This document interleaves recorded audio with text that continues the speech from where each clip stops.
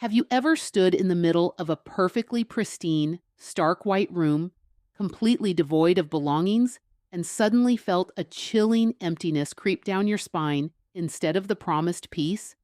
We have been sold a lie, a brilliantly packaged deception wrapped in the beautiful word minimalism.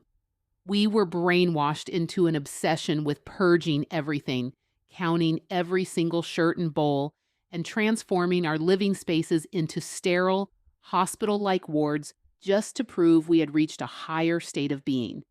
But look around. The internet is screaming it loud and clear. Minimalism is dead. The truth is, people are not turning their backs on simplicity. What they are desperately running away from is the tyranny of extreme minimalism, a toxic mentality that suffocates individuality, forcing us to trade our warm memories and human quirks for a terrifying hollow void. Jan warmly welcomes you to our channel, a space where we bravely tear down these fake labels to seek the unfiltered truth. If you are deeply yearning to reclaim the real heartbeat of your life, hit that subscribe button right now to support the channel and join me in uncovering the secrets to true freedom today. I am telling you this not from the high ground of a judge, but from the scars of someone who fell right to the bottom of that exact abyss. I used to frantically stick the superior minimalist label on my forehead, blindly throwing away sentimental treasures and locking myself inside breathtakingly harsh, suffocating standards. But one night, looking around, I realized I had nothing left but profound loneliness in my own home. Just look at my space right now. This room is breathing. It has vibrant splashes of color, dog-eared books, and seemingly useless little trinkets that somehow rescue my soul after a brutally exhausting day. The sheer amount of things I own today would probably make a textbook minimalist cringe in disgust. But you know what? The very second I shattered those rigid rules was the exact moment I finally understood. True minimalism was never a mathematical equation of subtraction. It is a profound revolution of the mind. It is the raw art of intentional living, ruthlessly eliminating the meaningless noise so you can fiercely protect your space, your time, and your hard-earned money for the things that actually make your heart beat faster. Today, we are not going to talk about throwing your life away in garbage bags. We are going to explore 10 intensely practical lenses, the real-world principles that will help you architect a deeply peaceful, frictionless life without ever sacrificing your beautiful, authentic self. To truly understand how we can rebuild our lives without stripping them bare, we must first look at the invisible forces shaping our daily routines. For the longest time, I thought a clear surface was the ultimate sign of a clear mind, until I realized I was spending precious minutes every morning digging through perfectly organized, hidden bins just to brew a simple cup of coffee. That frustration gave birth to the first lens of our journey, the friction audit. Intentional living isn't about hiding your life away in identical, opaque boxes. It is about smoothing the path of your everyday existence. If leaving your favorite, slightly chipped mug right next to the coffee maker saves you a moment of early morning annoyance, then that mug has earned its rightful place. We have to stop serving our homes and demand that our homes start serving us.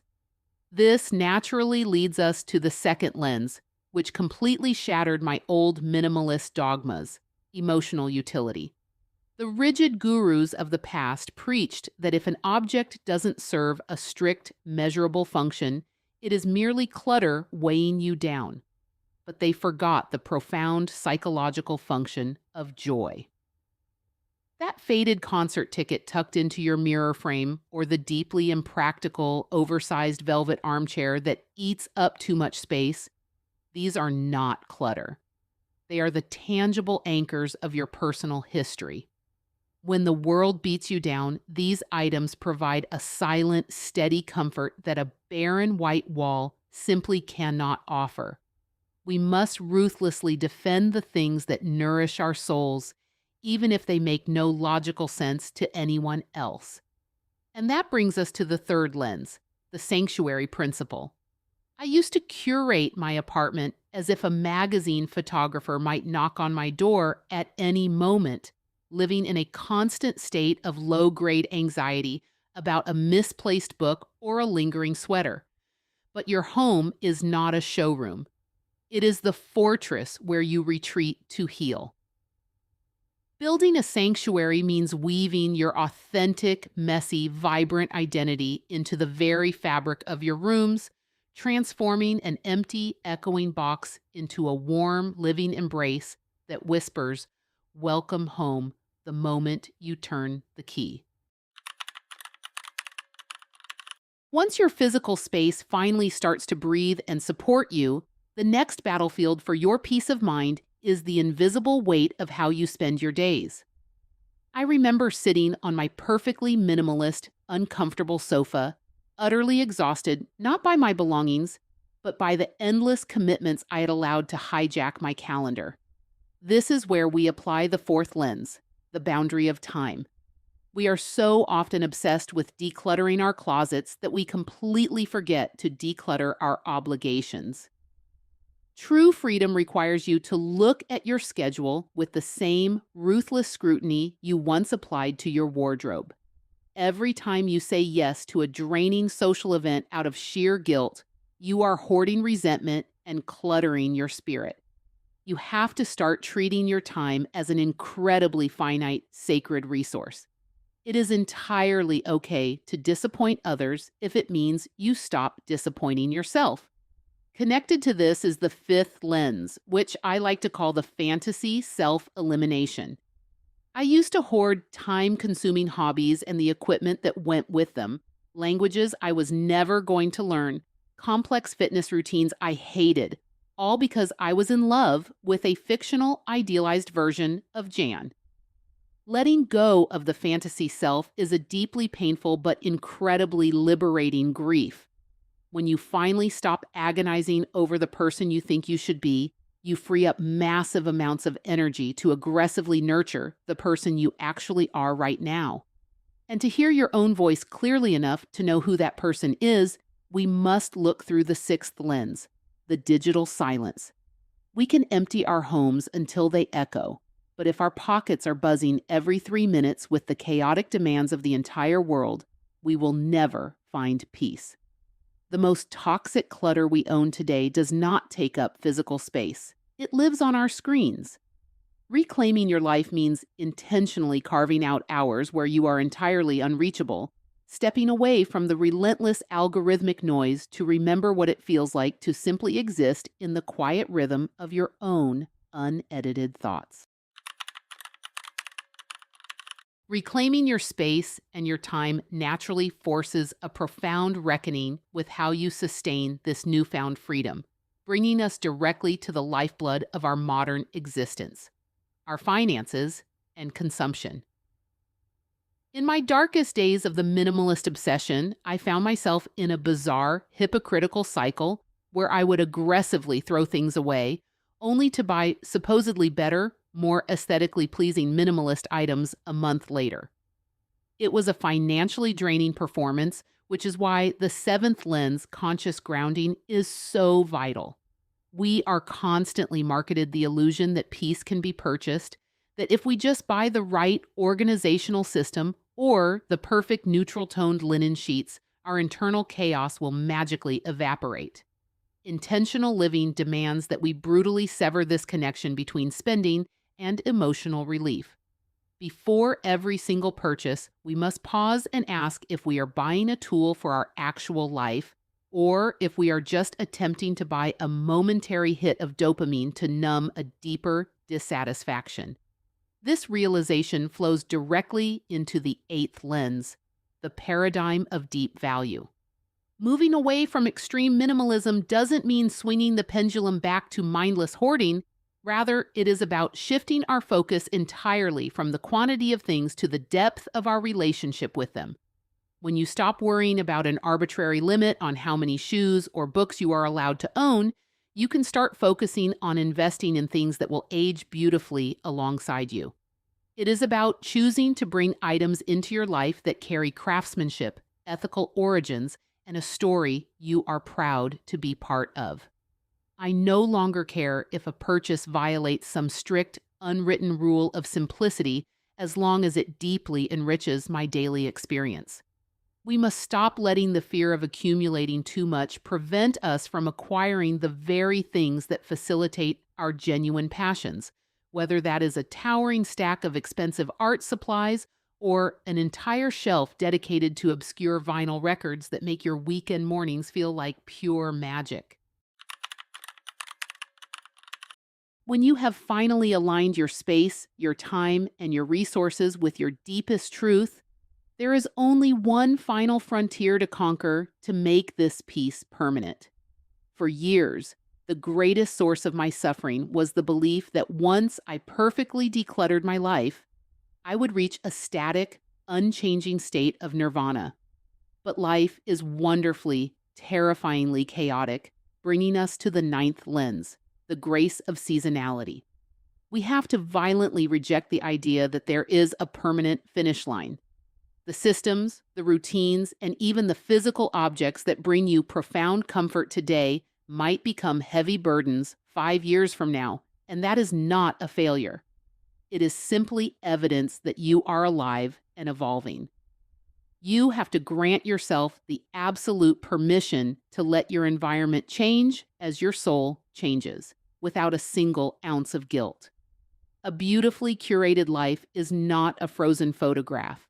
It is a breathing organism that must shed its skin as you step into different chapters of your journey. This brings us to the 10th and most important lens of all, unapologetic authenticity. I spent so much of my life shrinking myself, trying to fit into the sleek, colorless mold of what society deemed a highly evolved lifestyle. But the truest form of freedom is entirely messy. It is loud, it is deeply personal, and it looks entirely different for every single one of us. True intentional living is having the profound courage to build a life that makes absolutely no sense to anyone but you.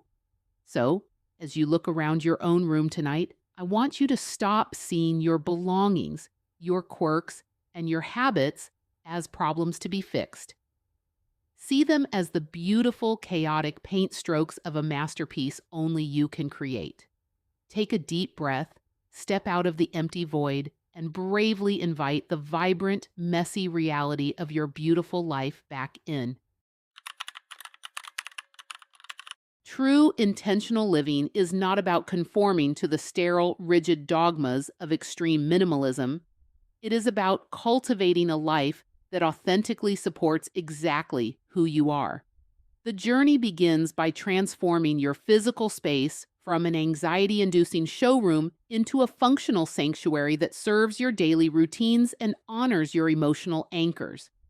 From there, it expands into the invisible realms of your life, fiercely protecting your time from draining obligations, letting go of the idealized fantasy self, and silencing the relentless digital noise to finally hear your own thoughts. Reclaiming your peace also requires a profound financial awakening, breaking the toxic cycle of purchasing momentary dopamine hits and instead focusing on the deep value of the items that genuinely enrich your journey. Ultimately, we must embrace the grace of seasonality, understanding that our needs, routines, and environments will naturally evolve as we grow. There is no static finish line or perfect state of nirvana to reach. Instead, the highest form of freedom is unapologetic authenticity, the courage to build a vibrant, messy, and deeply personal life that makes sense only to you. By applying these lenses, we stop shrinking ourselves to fit a pristine mold and start embracing the beautiful, chaotic masterpiece of our actual reality.